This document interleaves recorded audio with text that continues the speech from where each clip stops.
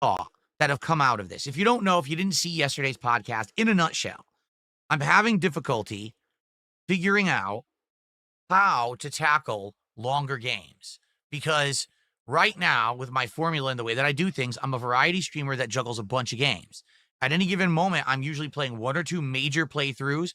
I'm usually doing 1 or 2 chill night streams. Sometimes I'm doing kind of an independent thing, an indie game or a horror game or something tossed in. And usually I have a multiplayer element as well, whether that's a fighting game or an FPS game. There's something in there that has multiplayer to it, okay? Balancing all of those, that's how I've actually been successful. I've said my formula and my situation is incredibly different from everyone else's. First of all, I've been around for 17 years as a YouTuber, okay? Not many other people can say that. My formula works because I appeal to a wider variety of viewers than most other people. Most other people will find their niche, right? That one thing that they're really good at, and that's what they focus on. I'm the opposite. I'm the jack of all trades. When you come to my streams, you have no clue what I'm going to be doing because I could be doing one of many different things. Now, if you follow my schedule, you'll know when I'm doing the thing you want. And that's why at any given day, you might see a completely different viewership, right? One day I might be playing an RPG and you see one group. The next day I'm playing Street Fighter, you see another group. The next day I'm playing an FPS game and there's a third group. There is definitely carryover between the groups, but you'll notice different audiences. And that's why I kind of retain around the same viewership every day on stream, but the views on the on-demand videos could go like this. Depending on the game and the genre, the audience can grow or dip. I would argue that RPGs that are super lengthy don't get huge audiences, while more action-based games, more difficulty-based games, and newer AAA playthroughs do see a spike in viewership. So I am very different than most other creators. And when people say to me, well, I don't get it because other creators can do this and be successful. I say, yeah, but I'm not other creators. Do you get it? Most other creators started way after me, okay? They had track records of other people they could follow. They had outlines and blueprints and experience and things, and they did things away that already worked. That doesn't work for me. Things that work for other people will never work for me because, number one, I am the most clipped person on the internet when it comes to, oh, let's take every single thing Phil does and turn it into a negative thing out of context, okay?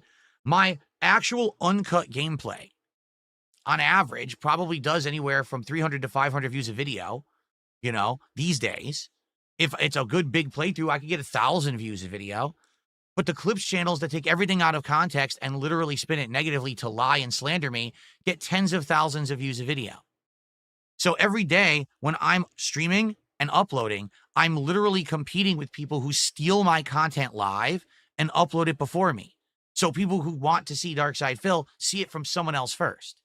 There's no way for me to stop this process besides becoming incredibly wealthy so I can hire a team of lawyers to sue those people into oblivion. Well, guess what? I'm not going to become incredibly wealthy and I'm not going to be able to do that. So instead of saying, oh, Phil should just do what everyone else does, I think it's time for people to wake up and be realistic. I can't because I'm not everyone else. I'm not in the situation of everyone else. It's complete mass theft, complete mass crimes being committed every day, and there's nothing I can do about it. If those channels were not allowed to exist, I would be getting all of that viewership. It may not be positive viewership, but I would still be getting those views. I would get more exposure in a more fair way. So it doesn't matter what everyone else does. They literally don't have an army, a community of business trolls who literally steal their content and make money off of it every day. So when I hear things like, oh, well, so-and-so can just play a game nonstop and not quit it for 2 weeks. Why does it work for them and not for you? Because I'm Darkside Phil, one of the most fucked with people on the internet. And until you realize that, nothing you say has any validity. Period. Okay? So, basically, what I'm seeing is a couple of different schools of thought. Some people are saying, dude, just skip all lengthy games, all right? Now, listen, I could do that. I could become a guy that sadly just doesn't play any more RPGs because RPGs are lengthy. I'll never get through one.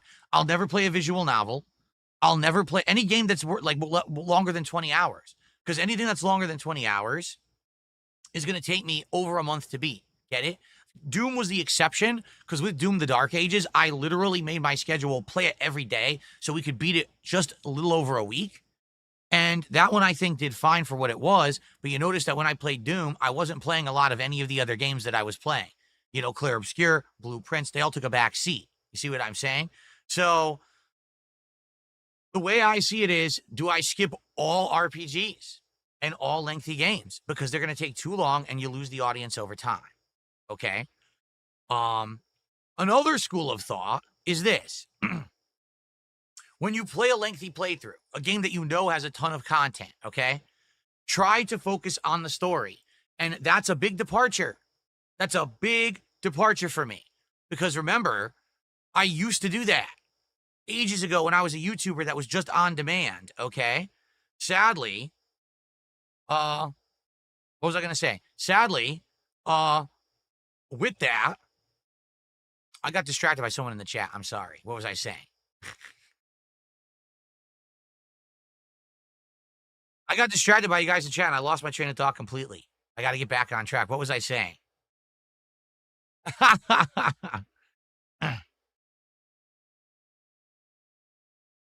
Just quit all games and stare directly at the camera for 8 hours a day? Well, that's interesting.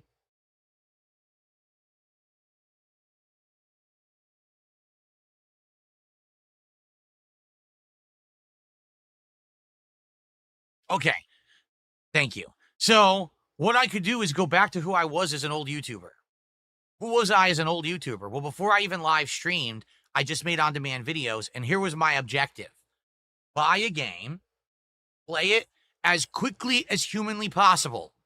Doesn't matter how much content I cover, how many missions I do, all I'm trying to do is beat the game as quickly as I can. And once it's done, review it, package it up, return it to GameStop to get my money back. Not really return. What it was the trade-in system back then. If you traded in multiple games quickly, you got like a giant boost, okay? And then on to the next game. Back in the day, I was known as the gaming YouTuber who went through games so quickly that within 1 or 2 days of release, you could watch my whole playthrough, enjoy the game, know if you liked it or not, and buy it for yourself if you liked it or skip it if you didn't. I was used as the guideline of should you buy a game or not. That was the purpose of DSP gaming back in the day. But over time, that changed. People told me they didn't want that anymore. That making playthroughs that are rushed and only focusing on story, sadly, skips most of the meaningful content of the game. How can you truly judge a game if it's good or not if you skipped all the side missions and all the challenging content and only streamlined the story? So people told me, Phil, you're a dinosaur. Phil, your model's outdated. You need to change and update with the times. Everyone today is becoming interactive. Everyone does the side content, talks with their audience. You got to change. So I did. In the last 10 years, I completely changed my model to now be interactive, side content, shout outs, talking, everything like that. And now the games take a hell of a lot longer to beat. Now everyone says you take too long. Your playthroughs are boring because you're doing too much side content. You're over leveled for the main story. So the truth is, the feedback I've gotten led me to where I am today. And now no one likes where I am today. I could have stayed who I was.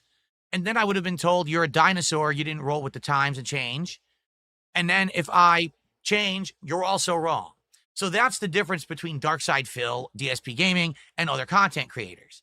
Right now, if I listened to the feedback, oh, you should just play the same game nonstop and beat it within a week, I would get nonstop feedback. What are you doing? This game sucks. This game's boring. You're killing your business. You're killing your streams. We're not going to come by till you're done with this game. So for 2 weeks, I'd see no one on stream and everyone would bitch. I'm not dumb. I know that no matter what I do, it's not good enough for the peanut gallery on the internet because I've been doing this for 17 years. I've changed tons of times and it's still never good enough. So that's why, again, I don't listen. I'm like, I'm not going to listen to this bullshit of people demanding things that I know won't work because I've already changed, right? So here's the truth is I don't think that there is a simple solution to anything, but when it comes to particular playthroughs, we may have to make decisions. For example, as of today, I'm making the decision we're going to try to get through the story of Clair Obscur. All right? At this point, even though it's going to be insanely tempting to do the side content, because we've passed by a lot of it, we see it, we're like, man, I wish I could do it. You know it's going to unlock. I think we're just going to have to focus on the story. Let's get to nearly the end, And then before we beat the game, decide do we want to go back and do it or not, depending on how many people are showing up, how many people are engaging, and how many people are supporting. If sadly we get to this end of the game and no one cares, then I guess we're done with the game. And that sucks because I want to keep playing. I want you guys to understand I love this game and I want to get as much out of it as I can because I'm having such a good time. But that doesn't necessarily translate into what viewers want and what's good for business. And this is a problem. People say things like, Phil, you should just do what you want to do. You should just do what you enjoy and do what you love. And that passion will come through and you'll be successful. That's not always the case. Not always. People say to me these days, why do you keep playing Yakuza games? Don't you know they don't do well? Well, because I like them. So I still play them. Oh, well, that's a horrible decision. Then on the flip side, I get yelled at. Why aren't you playing things you like? Like, wait, what? So that's what I mean. There is no solution with me because the position I've been put into is one of no matter what I do, I'm wrong. The internet has actually been programmed to believe that.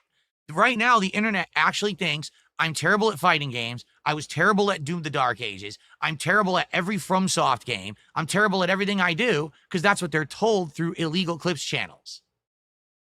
And that's all that they see because that's what YouTube pushes to the forefront of the algorithm. So when you say, do what this other successful person does, do what this person does, doesn't work for me. I could literally emulate the most popular streamers on the planet. No one would give a shit because I'm Darkside Phil and I'm not in that position. I can't copy anyone else. I'm a unique dude. That's why I've been here 17 years and I'm still here and I'm still successful. But it also means I can't follow the trends and I can't do what everyone else does. It doesn't work for me. Okay?